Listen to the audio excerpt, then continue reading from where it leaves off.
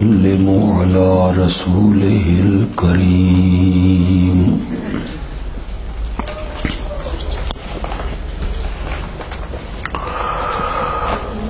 وعلى آله وأصحابه أجمعين.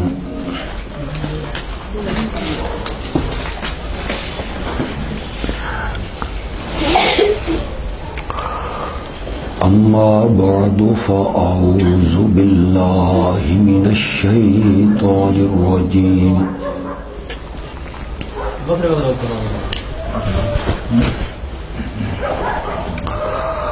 بسم الله الرحمن الرحيم.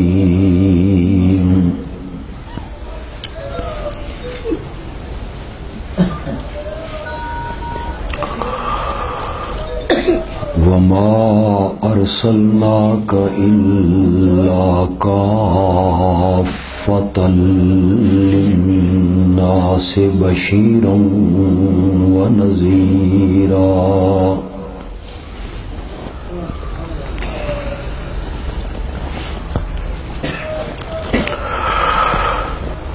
اللهم صل على سيدنا ومولانا محمد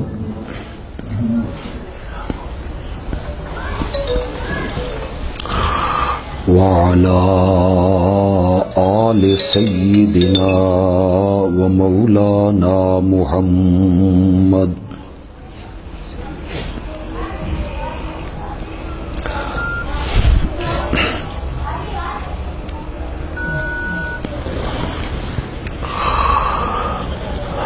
وعلى آل سيدنا ومولانا محمد وبارك وسلم.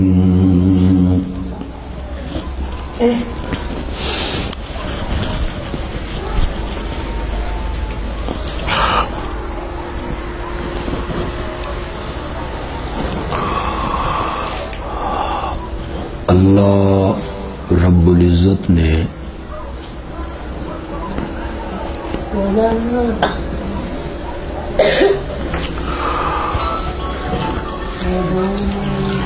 ہمیں امت محمدیہ میں پیدا فرمایا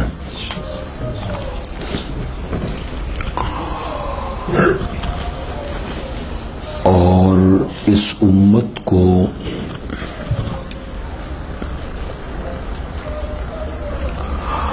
معتدل امت ہونے کا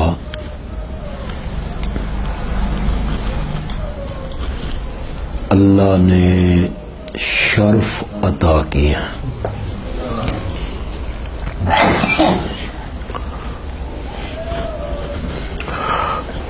معتدل امت سے مراد ہے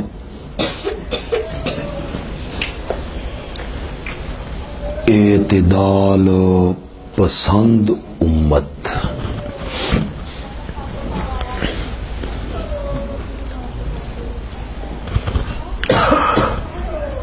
ہم سے پہلے دو امتیں اس دنیا میں موجود تھیں.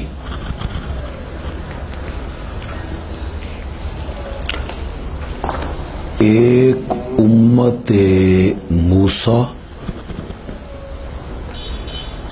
اور دوسری امت عیسیٰ.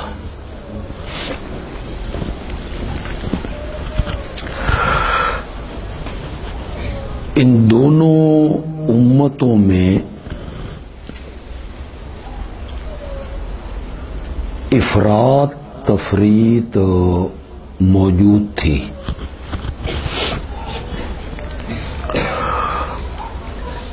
مثلا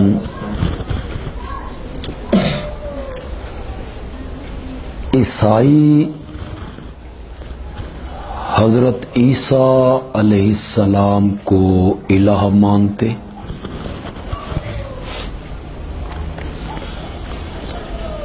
اللہ کا بیٹا مانتے،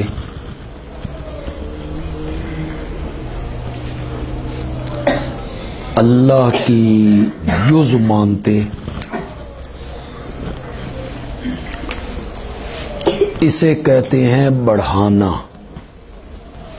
مرتبے سے بڑھانا۔ اور جو یہودی تھے وہ حضرت عیسیٰ علیہ السلام کو گالیاں نکالتے،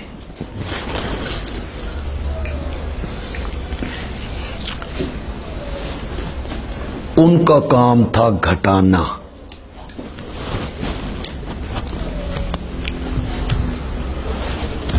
امت عیسیٰ نے حضرت عیسیٰ کو بڑھایا، الہ مانا، اللہ کا بیٹا مانا، اور امت موسیٰ جو تھی یہودی، انہوں نے ان کی توہین کی، گالیاں نکالی۔ تو اللہ نے امت محمدیہ کو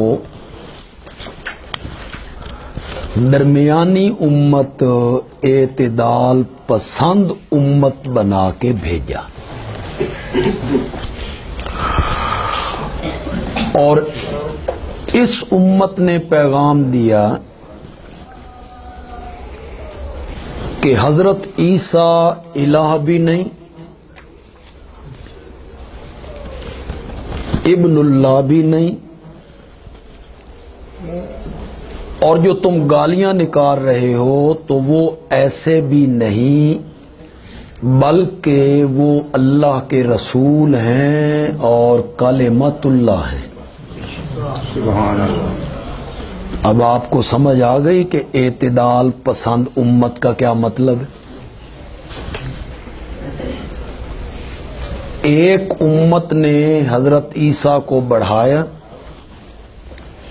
دوسری امت نے ان کے مرتبے کو گھٹایا۔ امت محمدیہ نے حضرت عیسیٰ کی صحیح تصویر دنیا کے سامنے پیش کی۔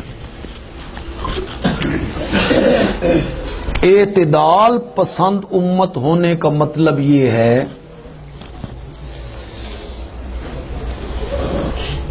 کہ عیسائی حضرت موسیٰ علیہ السلام کو ماننے کے لیے تیار نہیں، وہ تورات کو اللہ کی کتاب نہیں مانتے، حضرت موسیٰ کو اللہ کا نبی نہیں مانتے، اور عیسائی حضرت موسیٰ کو نہیں مان رہے ہیں، اور یہودی حضرت عیسیٰ کو نہیں مان رہے ہیں۔ تو یہ جو امت محمدیہ ہے، اس نے درمیانہ راستہ اختیار کیا۔ اس نے کہا کہ حضرت موسیٰ بھی اللہ کے نبی ہیں، حضرت عیسیٰ بھی اللہ کے نبی ہیں، تورات بھی اللہ کی کتاب ہے، انجیل بھی اللہ کی کتاب ہے، اور قرآن بھی اللہ کی کتاب۔ یہ مطلب ہے درمیانی امت ہونے کا۔ اس امت کو درمیانی امت قرار دیا ہے۔ اس امت کی فضیلت یہ ہے، اور اس امت کی خصوصیت یہ ہے کہ یہ امت تمام انبیاء کا یکساں احترام کرتی ہے۔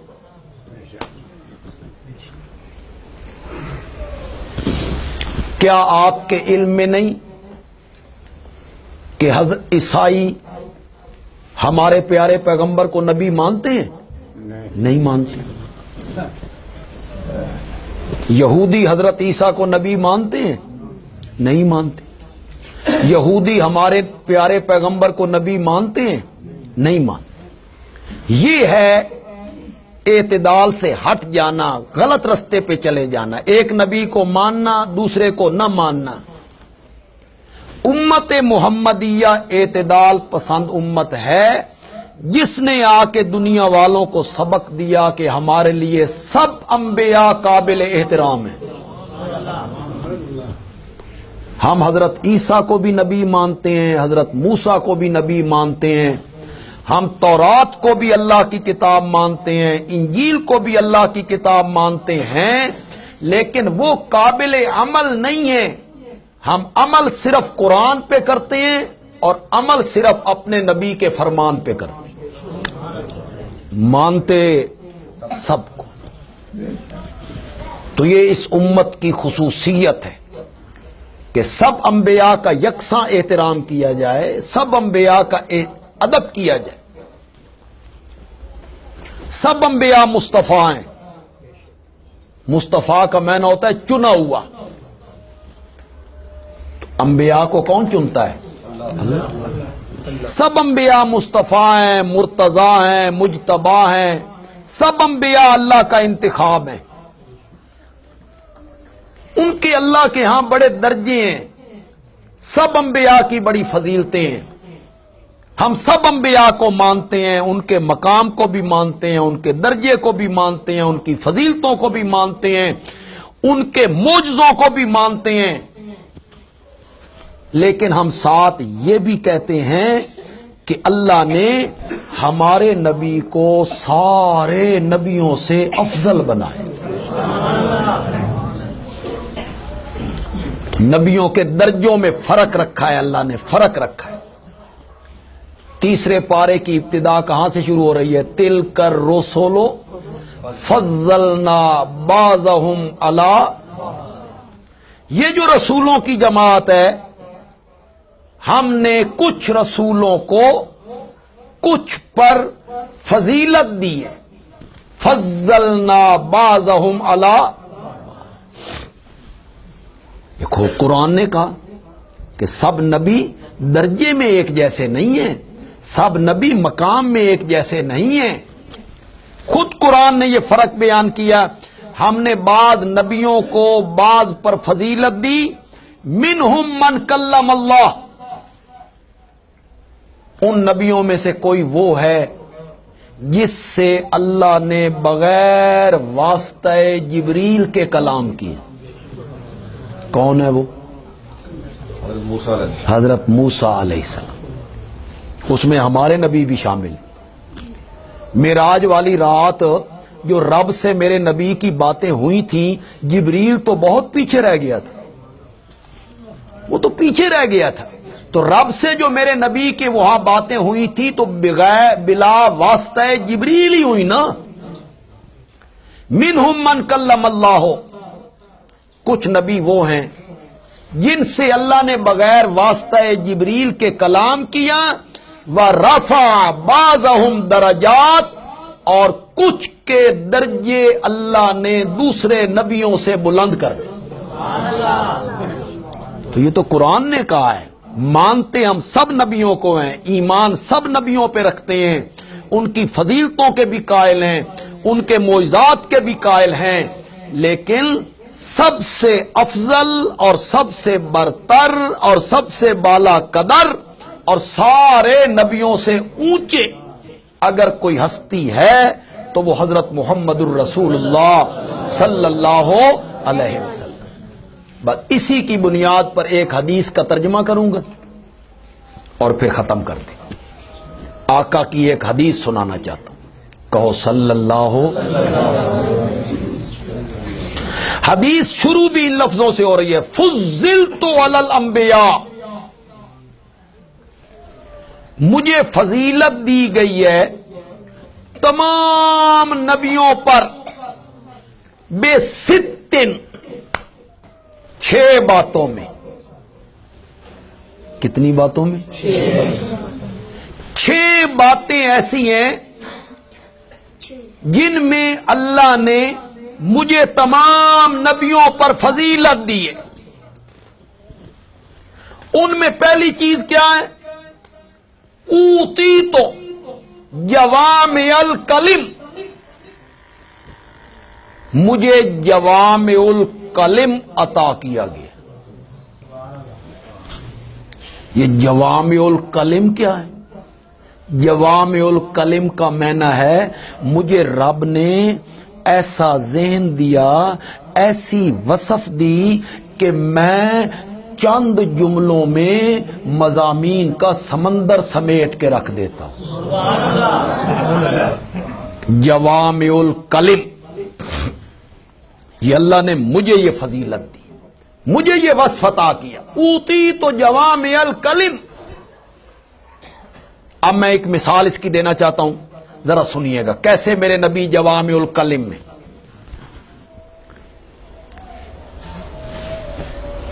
اگر اس ایک حدیث کے علاوہ جو میں پڑھنے لگا ہوں، اگر اس حدیث کے علاوہ میرے نبی کا کوئی فرمان نہ ہوتا، خدا کی قسم یہ ایک حدیث معاشرے کو سنوارنے کے لیے کافی تھی. اتنے سے جملوں میں میرے نبی نے پورے معاشرے کی اصلاح کر دی. یہ ہے جوامع الکلم، چھوٹے سے جملوں میں مضامین کا سمندر کیا کر دینا. وہ حدیث آپ کو آتی ہے، مزے کی بات یہ ہے کہ اگر سب کو نہ آتی ہو نہ تو 90% عام میں سے لوگ اس حدیث کو سنتے رہتے ہیں، پڑھتے بھی رہتے ہیں. میں پڑھوں گا تو آپ کہیں گے یار ہم نے حدیث تو یہ سنی ہوئی ہے، لیکن اس کی تہ میں کبھی نہیں اترے، آپ اس میں غور نہیں کرتے کہ اس میں مضامین کا کتنا سمندر چھپا ہوا ہے.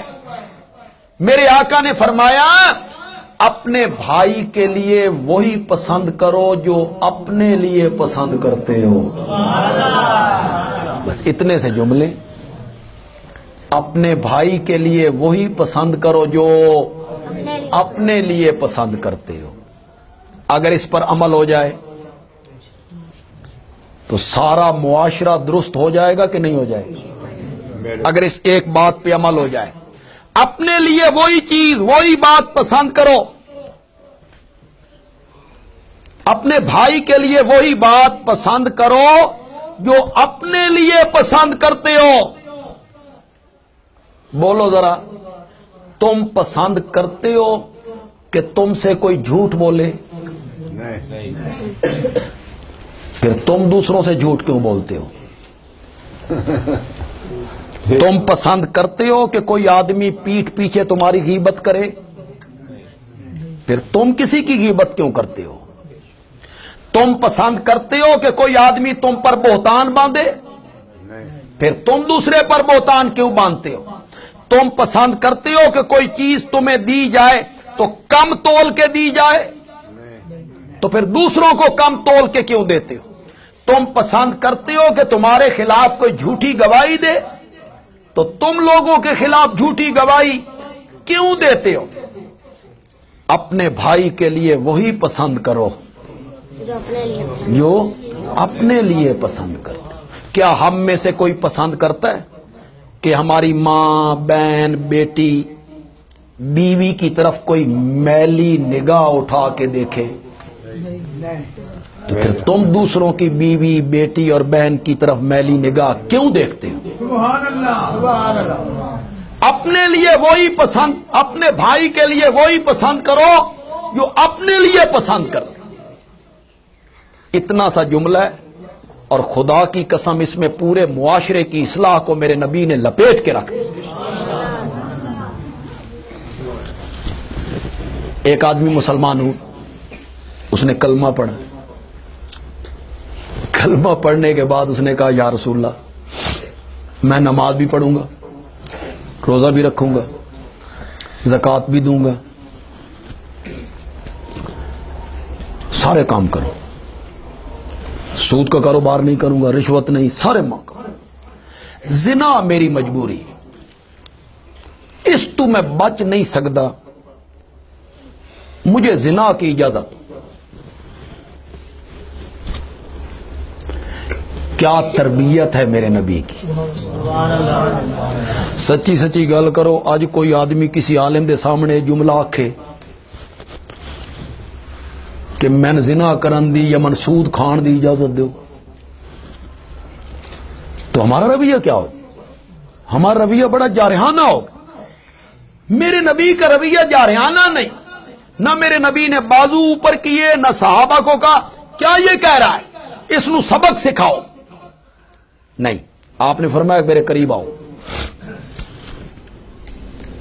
وہ قریب آیا، کیسے میرے نبی نے اس کو سمجھایا؟ میرے آقا نے فرمایا یہ بتاؤ اگر کوئی آدمی تمہاری ماں کے ساتھ زنا کرے برداشت کرو گے؟ اس نے کہا میری ماں کے ساتھ زنا، میلی آنکھ اٹھا کے دے آنکھ نہ پھوڑ دوں؟ آپ نے فرمایا جس عورت سے تم زنا کرو گے وہ بھی تو کسی کی ماں ہوگی۔ پھر آپ نے بہن کا گنا، پھر آپ نے بیوی کا گنا، پھر آپ نے بیٹی کو گنا، پھر آپ نے بھتیجی کو، بھانجی کو، پھوپھی کو، خالہ کو گنا۔ ایک ایک محرم عورت کو میرے نبی گنتے چلے گئے اور اس کو کہتے رہے جس سے تم زنا کرنا چاہتے ہو وہ تو بھی کسی کی بیٹی ہوگی، بہن ہوگی، خالہ ہوگی، پھوپھی ہوگی، بیوی ہوگی۔ تو ابھی بات ختم بھی نہیں ہوئی تھی تو وہ بندہ کہنے لگا یا رسول اللہ میرے دل میں جتنی نفرت زنا کے متعلق آئی ہے اتنی نفرت کسی گناہ کے متعلق نہیں ہے۔ بات تو پھر وہی آئی نا، اپنے بھائی کے لیے وہی پسند کرو جو اپنے لیے پسند کرو۔ تو یہ میرے نبی کی پہلی خصوصیت ہے، کیا؟ اوتی تو جوامع الکلم، تھوڑے سے جملوں میں بڑی بات کہہ جانا۔ ایک ارشاد آپ سب کو یاد ہے، اس کا مفہوم آپ سب کو یاد ہے۔ ہمارے جو سکول میں بچے چھٹی ساتویں میں پڑھتے ہیں وہ بھی اس حدیث کو پڑھتے رہتے ہیں۔ چند جملوں میں میرے نبی نے کتنی بڑی بات کو سمیٹا۔ المسلم من سالم المسلمون من یدہ و لسانہ، مسلمان وہ ہے جس کے ہاتھ اور زبان سے دوسرے مسلمان محفوظ ہیں۔ اتنی سی بات ہے، اس میں مضامین کا کتنا سمندر چھپا ہو۔ تیرے ہاتھ سے بھی کسی کو تکلیف ہو نہیں ہونی چاہیے، تیری زبان سے بھی کسی کو تکلیف ہو نہیں ہونی چاہیے۔ یہ پہلی آپ نے صفت گنی، اوتی تو جوامع الکلم۔ حدیث آپ کو یاد ہے میرے نبی نے کیا فرمایا؟ مجھے فضیلت دی گئی انبیاء پر کتنی باتوں میں؟ 6۔ مجھے جوامع الکلم عطا کیا۔ وَنُصِرْتُ بِالرُّعْبِ،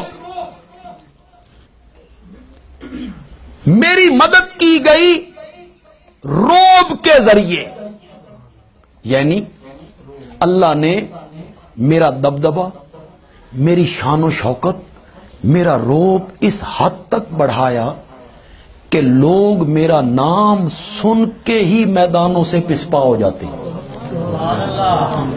نصرت بالرعب، رعب کے ذریعے میری مدد کی گئی۔ دیکھیں آپ میں جو پڑھے لکھے لوگ ہیں، غزوہ تبوک جو ہوا تھا یہ کس سے جنگ تھی؟ رومیوں سے۔ رومیوں سے جنگ ہے۔ روم بالکل اسی طرح ہے آج جس طرح آج امریکہ سپر طاقت۔ یہ کتنے ہیں؟ ان کے پاس کوئی اسلحہ ہے؟ تو رومیوں نے ارادہ کیا کہ ہم مدینے پہ حملہ کرتے ہیں اور مدینے پہ حملہ کر کے مدینے پہ قبضہ کر لیتے ہیں۔ تھوڑے سے لوگ ہیں، ہمارے پاس پیشہ ور فوج ہے، جیسے آج امریکہ افغانستان پہ حملہ کر کے بیٹھا ہے قبضہ کر کے۔ مدینے میں میرے نبی کے جاسوسوں نے اطلاع دی کہ قیصر روم مدینے کی طرف چڑھائی کرنا چاہتا ہے۔ میرے نبی نے صحابہ کو جمع کیا، کیا کرنا چاہیے؟ صحابہ نے کہا او کیوں مدینے آوے، اساں اس دی سرحد تے جا کے اس دا مقابلہ کرو۔ صحابہ نکلے، تبوک پہنچے، 1 مہینہ وہاں بیٹھے رہے۔ رومیوں کو مقابلے میں آنے کی جرت نہیں۔ یہ ہے نصرت بالرعب، میری رب نے مدد کی ہے رعب کے ذریعے کہ میرا دبدبہ، میری شان و شوکت وہ چھا جاتی ہے کفار پر۔ 2 چیزیں ہو گئی۔ احلت لی الغنائم، صرف میری لیے اور میری امت کے لیے مال غنیمت کو حلال کیا گیا کہ وہ غازیوں کے درمیان تقسیم ہوگا، ورنہ پہلی امتوں میں کیا ہوتا تھا؟ مال غنیمت ایک کھلی جگہ پہ رکھ دیتے تھے، اوپر سے آگ آتی تھی، آگ اس مال کو اچک کے لے جاتی تھی۔ مال کو اچک کے لے جائے یہ اس بات کی دلیل ہوتی تھی کہ تمہارا جہاد والا عمل قبول ہے۔ کوئی مال غنیمت مجاہدوں اور غازیوں کے حصے میں نہیں آتا تھا، یہ رب نے صرف مجھے عطا کیا، احلت لی الغنائم، کہ میرے لیے مال غنیمت کو کیا کیا گیا؟ حلال، وہ غازیوں کے درمیان تقسیم۔ وَجُعِلَتْ لِيَ الْأَرْضُ مَسْجِدًا وَطَهُورًا، اور رب نے صرف میرے لیے پوری زمین کو سجدے کی جگہ بنا دی۔ جہاں چاہو نماز پڑھ، جس جگہ پہ چاہو نماز پڑھ، وہ جگہ پاک ہونی چاہیے۔ پوری روئے زمین کو میرے لیے مسجد بنا دیا گیا، وطہوراً، اور زمین کو میرے لیے پاکی کا ذریعہ بنا دیا گیا۔ یہ جو ہم تیمم کرتے ہیں، تیمم یہ کس سے کرتے ہیں؟ مٹی سے۔ اس دیوار پہ ہاتھ مار کے اس مٹی کو پاکیزہ، پاک کرنے والی بنا دیا گیا۔ جُعِلَتْ لِيَ الْأَرْضُ مَسْجِدًا وَطَهُورًا، میرے لیے روئے زمین کو سجدے کی جگہ بنایا گیا، اور میرے لیے پوری زمین کو پاکیزہ بنانے کا ذریعہ بنایا گیا۔ کتنی چیزیں ہو گئی؟ 4۔ اور 5ویں چیز میرے نبی نے گنی، وَأُرْسِلْتُ إِلَى الْخَلْقِ كَافَّةً، مجھے پوری کائنات کے لیے نبی بنایا گیا۔ یہ ہے میرے نبی کی ختم نبوت کی طرف اشارہ۔ ارسلت الی الخلق کافہ، پوری مخلوق کے لیے مجھے اللہ نے نبی بنا کے بھیجا۔ آپ قرآن پاک پڑھیں، ہر نبی ایک قوم کے لیے ہوتا تھا، ہر نبی ایک علاقے کے لیے ہوتا تھا، ہر نبی ایک بستی کے لیے ہوتا تھا، ہر نبی ایک برادری کے لیے ہوتا تھا۔ وَلَقَدْ أَرْسَلْنَا نُوحًا إِلَىٰ قَوْمِهِ، حضرت نوح کو بھیجا کس کی طرف؟ قوم۔ وَإِلَىٰ عَادٍ أَخَاهُمْ هُودًا، حضرت ہود کو بھیجا قوم عاد کے لیے۔ وَإِلَىٰ ثَمُودَ أَخَاهُمْ صَالِحًا، اور ہم نے قوم سمود کے لیے حضرت صالح کو نبی بنایا۔ وَإِلَىٰ مَدْيَنَ أَخَاهُمْ شُعَيْبًا، اور ہم نے مدین کی بستی کے لیے حضرت شعیب کو نبی بنایا۔ ہر نبی ایک قوم کے لیے، برادری کے لیے، ایک وقت کے لیے، ایک بستی کے لیے، ایک شہر کے لیے۔ اور جب قرآن تذکرہ کرتا ہے آمنہ کے لال کا، تو قرآن کا انداز بدل جاتا ہے کہ یہ مکے والوں کے لیے کہ نہیں، عرب والوں کے لیے کہ نہیں، قریشیوں کے لیے کہ نہیں، ایک زمانہ کے لیے نہیں۔ قرآن بولا، قرآن نے کہا وَمَا أَرْسَلْنَاكَ إِلَّا كَافَّةً لِلنَّاسِ، ہم نے آپ کو بھیجا ہے تمام لوگوں کے لیے، بشیر بھی بنا کے نذیر بھی بنا۔ بشیر کہتے ہیں خوشخبری دینے والا۔ تو میرا نبی کس معنی میں بشیر تھا؟ ابو بکر انت فی الجنہ، یہ خوشخبری ہو رہی، خوشخبری۔ عمر انت فی الجنہ، عثمان انت فی الجنہ، علی انت فی الجنہ، یہ خوشخبریاں دے رہے ہیں، میرے نبی خوشخبریاں دے رہے ہیں، ہمیں بھی خوشخبریاں دی۔ من بنا للہ مسجدا بن اللہ لہ بیتا فی الجنہ، جس نے دھرتی پہ چھوٹی سی مسجد بنائی، اللہ اس کے لیے جنت میں عالی شان محل بنائی۔ یہ کیا دی؟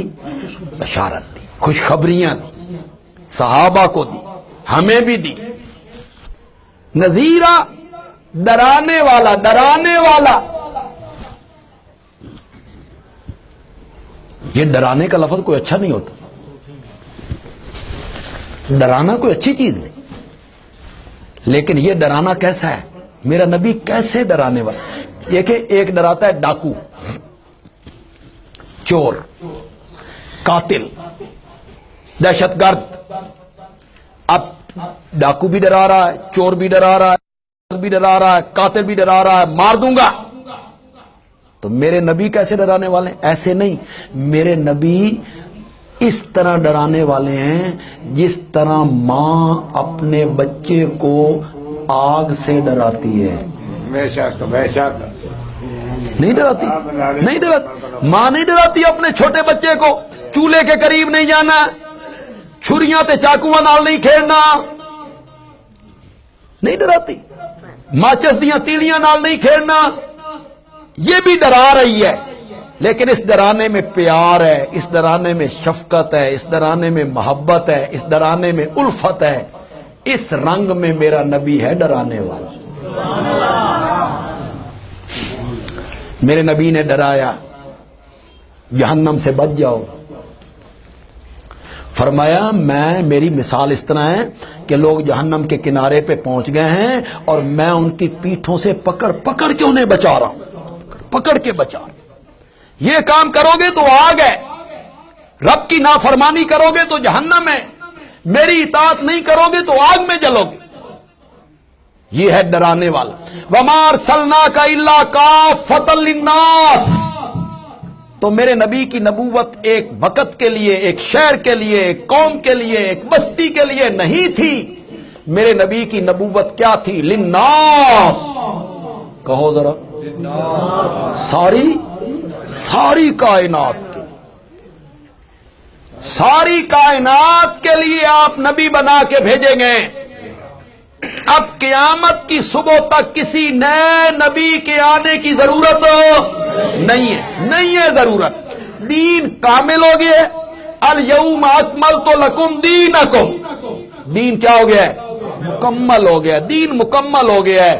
اب نئے نبی نے آ کے کیا کرنا ہے؟ کون سی نئی چیز ہمیں سمجھانی ہے؟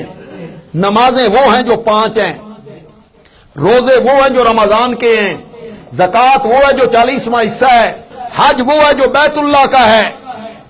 دین مکمل ہے, کامل ہے. اب نئے نبی کے آنے کی کیا ضرورت ہے؟